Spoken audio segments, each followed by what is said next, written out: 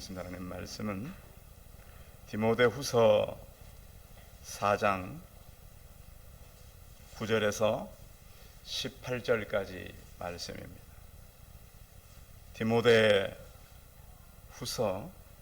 4장 9절에서 18절까지 말씀을 봉독해 드리겠습니다. 너는 어서 속히 내게로 오라.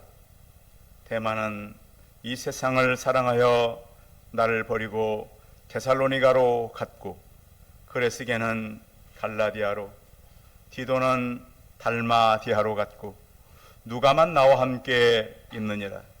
내가 올 때에 마가를 데리고 오라. 그가 나의 일에 유익하니라. 두기고는 에베소로 보내었노라. 내가 올 때에 내가 드로아 가보의 집에 둔 겉옷을 가지고 오고, 또 책은 특별히 가죽 종이에 쓴 것을 가져오라. 구리 세공업자 알렉산더가 내게 해를 많이 입혔음에 주께서 그 행한 대로 그에게 갚으시리니 너도 그를 주의하라. 그가 우리 말을 심히 대적하였느니라. 내가 처음 변명할 때에 나와 함께 한 자가 하나도 없고 다 나를 버렸으나 그들에게 허물을 돌리지 않기를 원하노라. 주께서 내 곁에 서서 나에게 힘을 주심은 나로 말미암아 선포된 말씀이 온 천하에 전파되어 모든 이방인이 듣게 하려 하심이니 내가 사자의 입에서 건짐을 받았느니라. 주께서 나를 모든 악한 일에서 건져내시고 또 그의 천국에 들어가도록 구원하시리니 그에게 영광이 세세 무궁토록 있을지어다. 아멘. 옆 사람과 서로 인사하겠습니다. 만나서 반갑습니다. 예, 감사합니다. 8월 넷째 주, 아직도 한여름이죠. 예, 다음 주가 지나면 이제 9월인데요. 8월이 지나면 1년의 3분의 2가 지나는 것이죠. 남은 건 3분의 1만 이제 남겨두고 있는데요. 이 시간은 생각보다 좀 빨리 지나죠.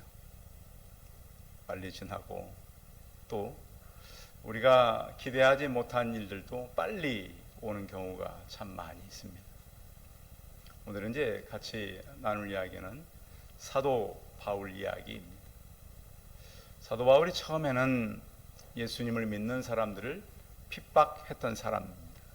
그런데 다메섹에서 예수님이 찾아와서 그는 예수님을 만났고, 그때 이후로 이 하나님 믿는 사람을 박해하던 사람이 예수님을 만나고 나서 오히려 그들의 모든 사람들을 보호하고 그들을 위하여 일하는 이 복음 증거자가 됐습니다. 그러니까 예수님을 만나고 나면 사람이 바뀐다는 거예요, 안 바뀐다는 거예요? 완전히 바뀝니다. 어떤 사람은 잘 안 바뀐다 그러는데, 제가 만난 사람들, 제가 확인한 예수 그리스도를 만난 사람들은 다 바뀌었습니다. 교회 와도 잘 안 바뀌는 사람들이 있잖아요. 그런 사람은 예수를 만난 거예요, 못 만난 거예요? 못 만난 거예요. 왜냐하면 예수를 만나면 뭐가 달라지는가 제가 조사를 해보면 마음 쓰는 게 달라져요. 그분이 가까이 계시기 때문에. 자, 여러분, 제가 여러분의 집에 만약 가서 여러분 그 가정에 들어가셔서 3일을 산다고 해보십시오. 제가. 자, 굉장히 편안하겠죠? 네? 어떠세요? 목사님 오셨으니까 예배드리고 기도하고. 근데 하루만 지나면 목사님 빨리 안 가시나? 그러겠어요? 안 그러겠어요? 우리 성도는 그럴 일이 없겠지요. 참고 인내하시겠죠. 그런데 예수님을 사실 만나는 것은 이틀에 한 번 만나는 것이 아니라 매 순간 만나는 거예요. 그러니까 지금까지 제가 목사님 예수님 만난 사람들은 못 만난 사람인가? 지금 점검해 보라는 거예요. 자, 우리가 이제 그 옆에 불편한 사람 있으면 신경이 쓰여요, 안 쓰여요? 그 신경성이거든요. 예수님을 만난 건 똑같아요. 그 신경을 누구에게? 실제요, 이거는. 실제란 말이에요. 예수님 살아계시면 신경이 써요, 안 써요? 쓰여요. 못 만났으면 모르지만 만났으면 매 순간 쓰이는 게 맞아요. 성경을 잘 몰라서 그렇지. 자, 사도 바울이 예수님 만나고 나서 그의 마음이 늘 예수님께 있었지만 실제적으로 여러 번 나타나시잖아요. 실제적으로 나타나셔서 말씀하시고 위기 때마다 그에게 다가오셨단 말이에요. 그래서 복음은 실제적이다. 그래서 예수님을 만나고 난 다음에 그는 이 복음을 위해서 목숨 바쳐 살았어요. 처음에는 예수님 믿는 사람들이 왜 저렇게 사나? 만나고 보니까 더 열정적인 사람이 된 거예요. 그래서 우리가 여러분들이 가지고 있는 복음에 대한 여유와 자신감이 있기를 바랍니다. 그래서 예수 믿는 사람들은 열정이 생겨요. 열정이. 왜? 그분이 멀리 있는 줄 알았더니 너무 어디 있어요? 가까이 계셨어요. 그래서 바울이 그렇게 막 복음을 전하고 다니니까 많은 사람들이 바울의 편에 처음에는 반대했지만 복음을 전할수록 바울 곁에 있는 사람들은 많아졌어요, 적어졌어요? 많아졌어요. F.F. 브루스라고 하는 사람이 쓴 바울 곁에 사람이라고 하는 책이 있어요. 많은 사람들이 바울을 따랐어요. 성경금도 많은 교회가 했어요. 그래서 바울은 가는 곳마다 어떻게 보면 문전성시를 이루었어요. 어느 청년이 그렇게 피곤한데도 바울의 설교를 듣다가 창가에서 듣다가 어떻게 됐어요? 떨어져 죽었어요.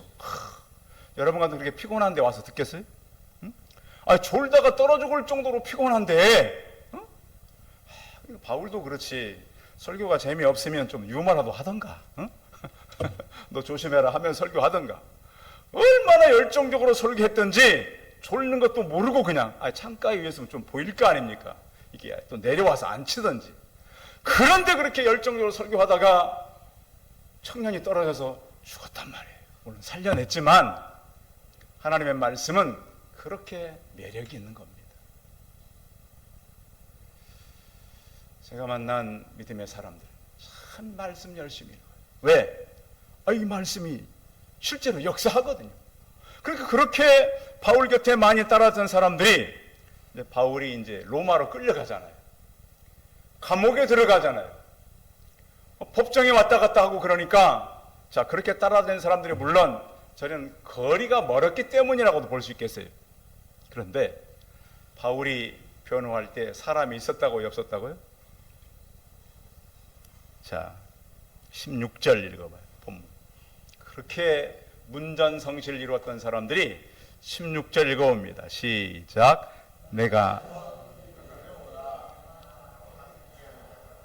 다시 16절 시작. 내가 처음 변명할 때 나와 함께 한 자가 하나도 없고 다 나를 버렸으나 그들에게 허물을 돌리지 않기를 원하노라. 변명할 때 함께 한 사람이 있었어요, 없었어요? 다 사라졌어요. 사람은 강하다, 약하다? 약하다. 그러는 거예요. 그러니까 그때사 바울이 예수님의 심정을 이해했을 거예요. 칼 들고 다녔던 베드로, 그것도 칼 두 자루. 예수님 염려 마십시오. 내가 오면 지켜드리겠습니다. 그런데 여종이 와가지고 물어보니까 나는 예수님을 안다, 모른다? 모른다. 여러분 지금 위기가 오면 여러분들 다 나는 하나님 안 부인할 거야. 이 예배 자리에서는 그럴 수 있겠죠. 실제로 오면 우리도 그럴까요? 걸음아 나 살려라. 어떻게 하면 자리를 피할까? 사람은 그럴 수 있다는 거예요. 바울이 그렇게 1차, 2차, 3차 전도할 때 그 이름들을 보십시오. 집에 문 하나라, 문 하나라, 문 하나라.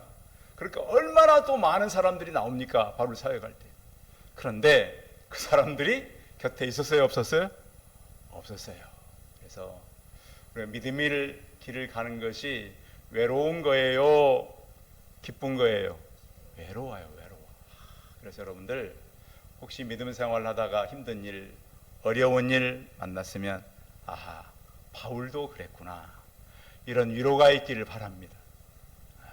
하나님께서 우리 바울을 통해서 우리에게 하시는 말씀이 뭐냐면, 자, 그런 상황에서 자, 주변에 사람이 좀 있으면 좋을 텐데 10절 한번 읽어볼까요? 10절 시작. 대만은 이 세상을 사랑하여 나를 버리고 데살로니가로 갔고, 그레스게는 갈라디아로, 디도는 달마디아로 갔고, 자 10절까지만, 자 다 가요. 이렇게. 이거 바울 마음이 힘들었겠죠. 그렇죠? 바울도 사람이잖아요. 다 가니까 그 바울의 마음이 힘들었다. 근데 어느 책을 보니까 바울의 늘 가까이 있던 세 사람이 있어요. 자, 그 한 사람은 예수님이셨어요. 그렇죠? 계속 주께서 내 곁에 계셨다라고 오늘 18절에도 17절에도 말씀하고 있어요. 주께서 내 곁에 서서, 감옥에 있지만 누가 서 계신 거예요? 살아계신 예수님이 서 계신 겁니다. 그 주님이 친구였고, 또한 자 11절, 본문 11절, 바울의 굉장히 오랜 친구, 11절 읽어봐요. 시작. 누가만 나와 함께 있느니라. 내가 올 때에 마가를 데리고 오라. 그가 나의 일에 유익하니라. 자, 누구만 남았어요? 누가는 직업이 의사입니다. 그래서 이 누가가 아마 바울의 건강을 끝까지 아마 책임지지 않았을까, 그리고 바울에 필요한 것을 누가가 제공하지 않았을까, 그런 생각이 들죠. 의사들은 예나 지금이나 삶이 어때요? 생활이 일반 사람보다는 나아요. 그렇죠? 의술이 있기 때문에 어디를 가든지. 그래서 그 누가가 계속 바울을 옆에서 도왔다는 것을 알 수 있어요. 그런데 바울이 꼭 한 사람이 곁에 더 있으면 좋겠다 했던 사람이 있었어요. 그가 누구죠? 예? 바울이 한 사람 더 가까이 있으면 좋겠다. 9절에 있잖아요. 9절 읽어봐요. 시작. 너는 어서 속히 내게 오라. 그 너가 누구예요? 디모데이. 그래서 바울 곁에 계속 이 친구처럼 가까이 있던 사람은 예수님, 누가, 디모데, 이런 사람들이 가장 가까이 있었다. 그래서 디모데에게 올 때 누구를 좀 데려와라? 마가를 좀 데려와라. 그가 내일에 어떻게 하다고요? 유익하니라. 자, 오늘 이 바울이, 지금 바울이 있는 곳은 로마의 감옥입니다. 감옥에 있으면서 이제 얼마 있지 않으면 계절이, 자, 우리 겨울이 멀었나요? 11월만 되면 추워지죠. 그렇죠? 지금 8월인데 늘 제가 이제 가끔씩 계절에 이제 차이를 느끼는 게 10월과 11월이에요. 10월까지 그렇게 막 단풍이 들고 그러잖아요. 11월 중순만 되면 다 없어져 버려 그게. 그래서 10월과 11월의 차이는 굉장히 큰 계절이다. 자, 지금 한여름인데 겨울이 멀리 있을까요?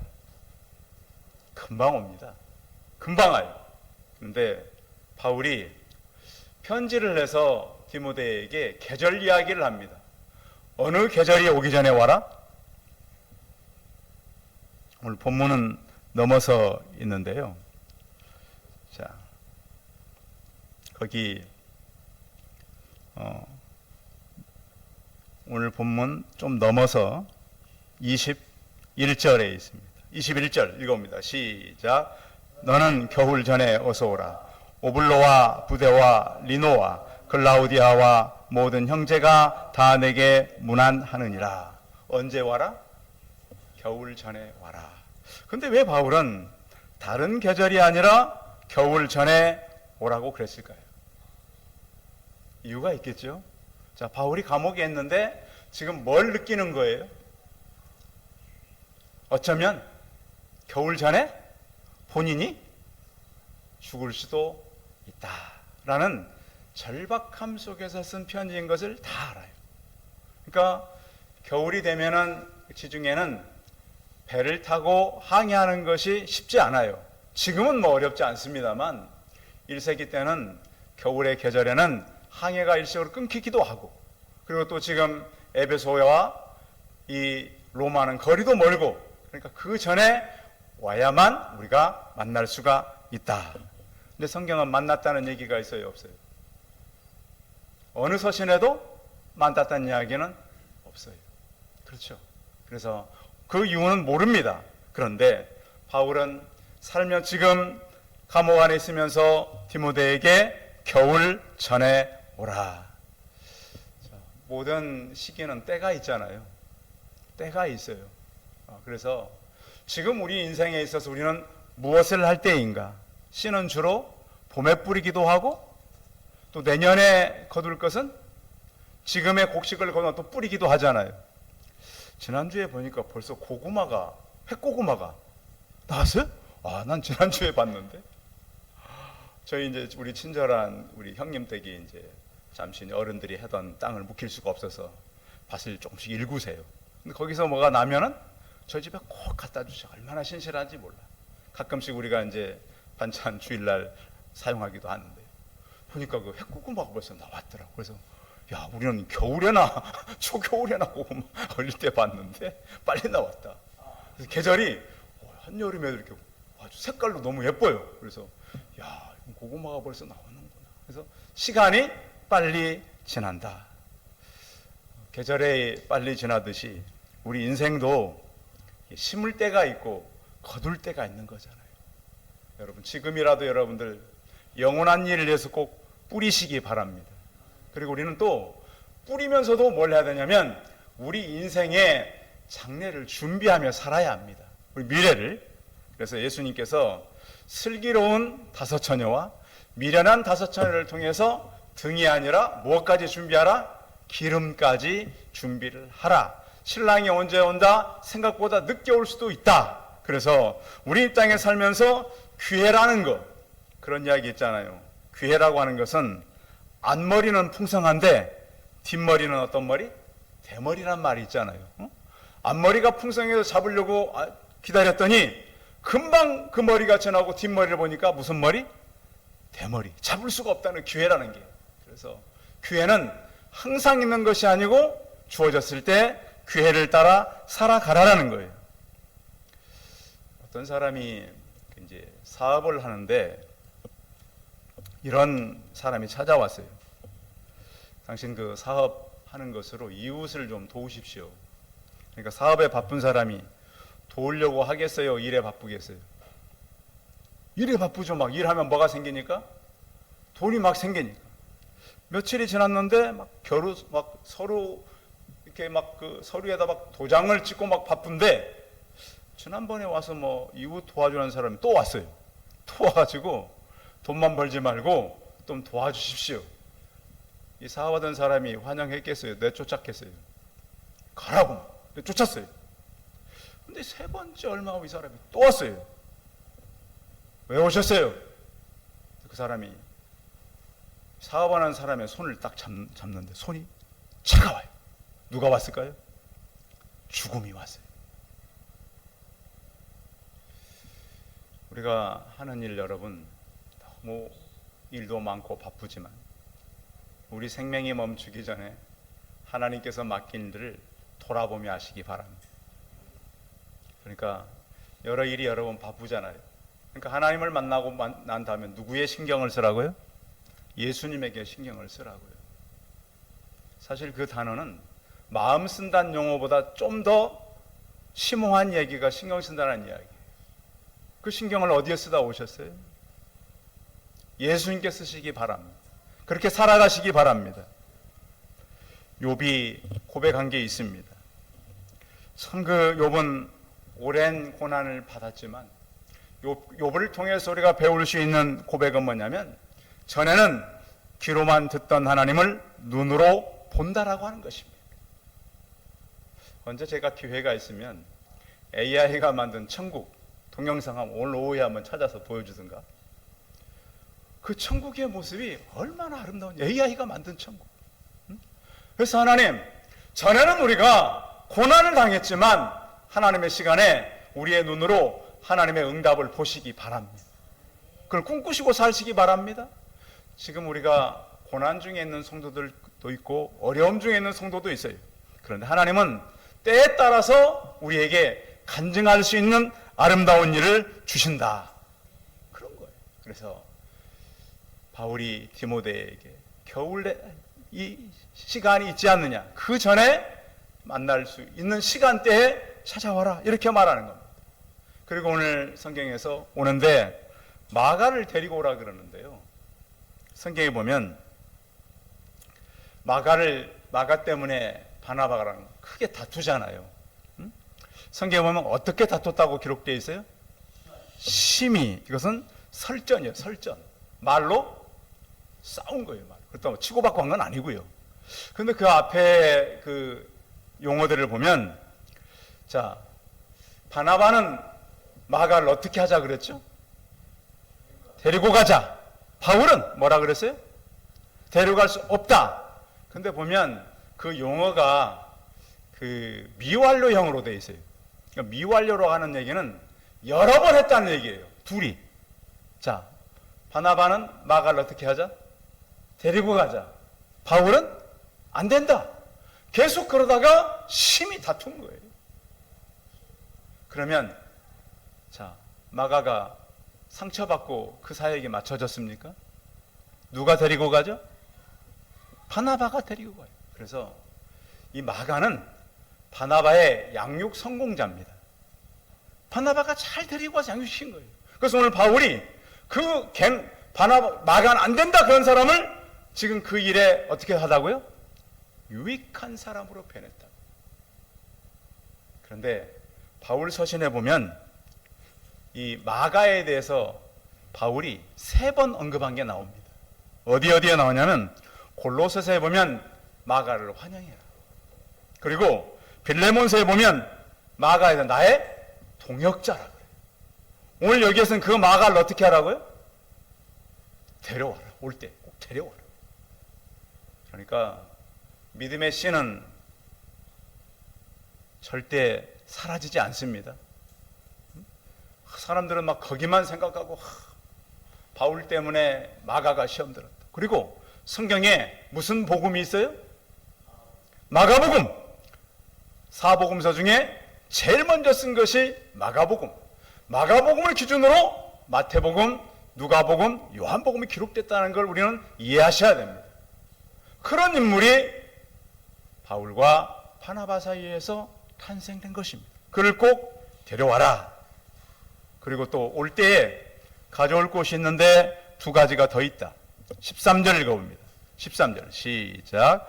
13절 시작. 내가 올 때 내가 들어와 가보의 집에 둔 겉옷을 가지고 오고 또 책은 특별히 가죽 종이에 쓴 것을 가져오라.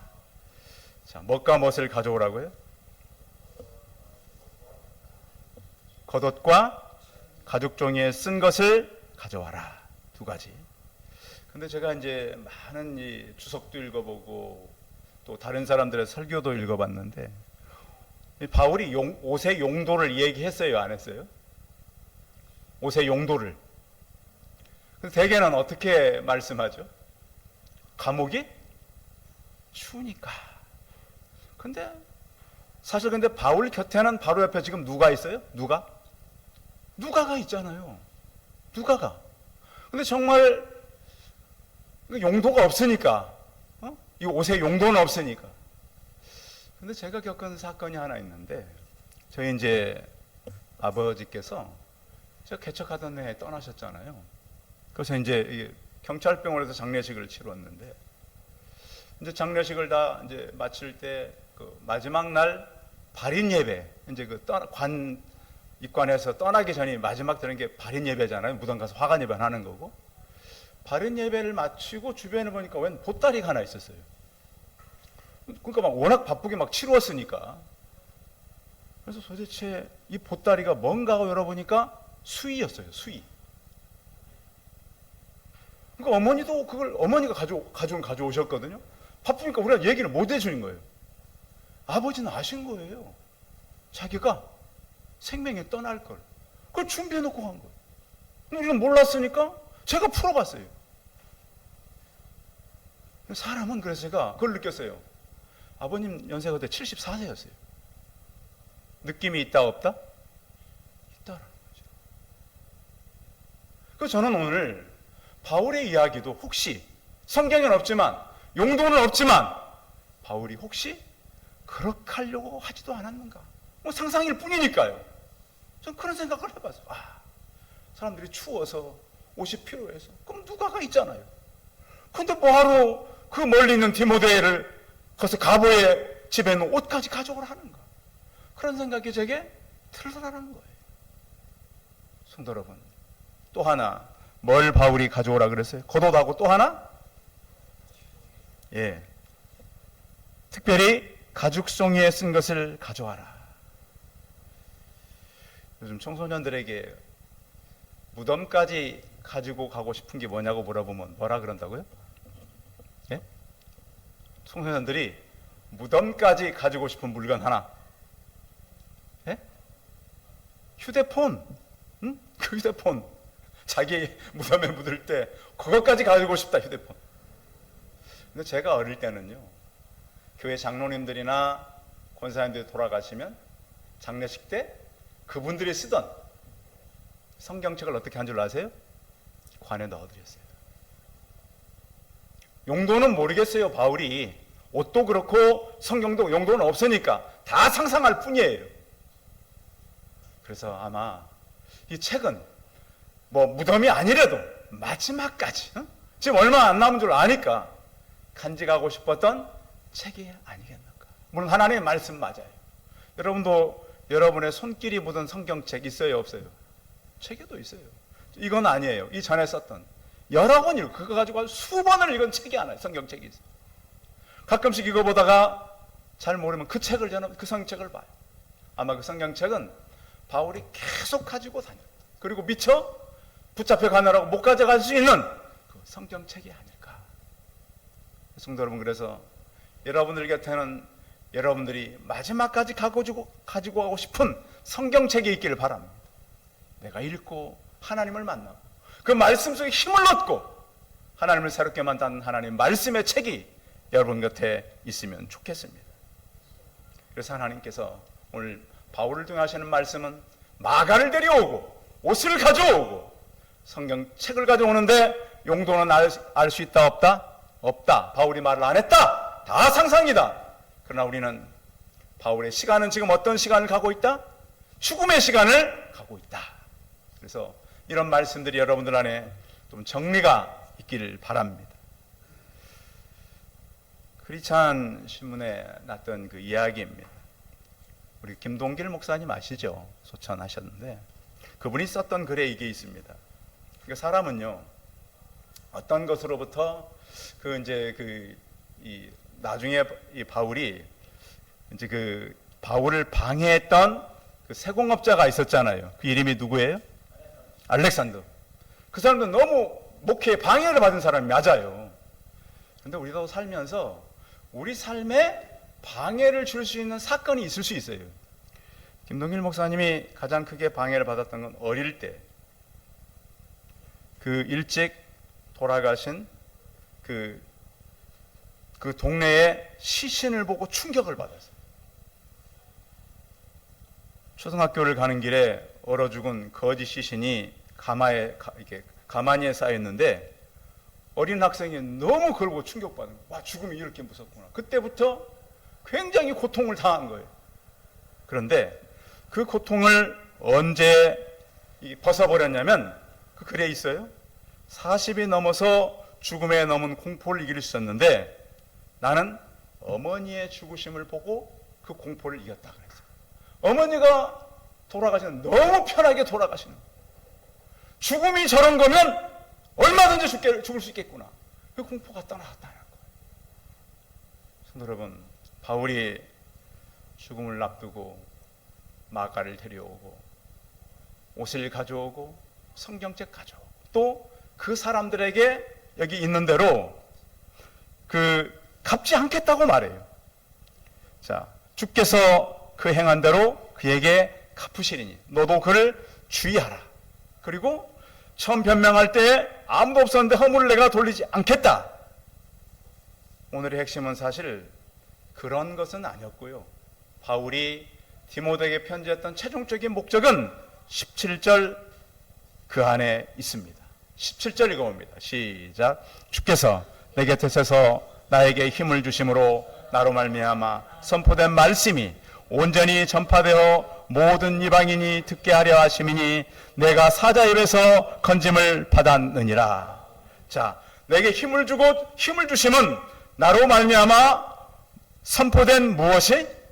말씀이 선포되기를 원한다는 거예요. 그런데 편지 내용을 보면 이 부분은 별로 강조하는 메시지가 별로 없어요. 바울이 그러니까 디모데에게 내가 마지막으로 원하는 것은 나로 말미암아 선포된 말씀이 온 천하에 전파되어 모든 이방인들이 듣게 하려 하심이니 내가 사자의 입에서 건짐을 받았느니라. 그 사자의 입이라고 하는 것은 온갖 시험, 위기, 그가 만난 그 핍박 이런 것들을 말씀하고 있는 거예요. 그런 가운데서도 최종적으로는 무엇이 전파되기를 원한다고요? 선포된 말씀이 온 천하에 전파되기를 원한다. 그것이 바로 바울을 부르신 이유요, 디모데가 빨리 와야 되는 이유, 우리가 이 땅에 살아가는 이유가 되는 것을 주의 말씀으로 받으시기 바랍니다. 오늘 아침 잠자고 일어나는데 불현듯 이런 마음이 생겼습니다. 너 솔로몬처럼 살다 죽을래? 바울처럼 살다 죽을래? 솔로몬은 아버지로부터 많은 것 받았습니다. 솔로몬이 왜 이스라엘이 어떻게 됐습니까? 마지막 왕이 눈 빠지고 죽었습니다. 솔로몬은 그런 많은 것들을 누렸지만 해 아래 바람을 잡는 것과 같다 그랬습니다. 바울은 모든 사람은 떠났습니다. 그의 소원은 그를 통해서 생명의 복음이 전파되는 것입니다. 큰 집에서 이 땅에 세상껏 누리다가 후손들이 비참하게 되는 것보다는 비록 감옥이라 할지라도 제자를 남기고 생명의 말씀이 온 천하에 퍼지기를 소원하며 우리 생애를 하나님께 드림받는 그런 하나님의 기다림, 정말 그 복음이 전해져서 온 세상에 퍼지기를 소원했던 바울의 기다림이 우리 기다림이 되기를 부탁드리겠습니다.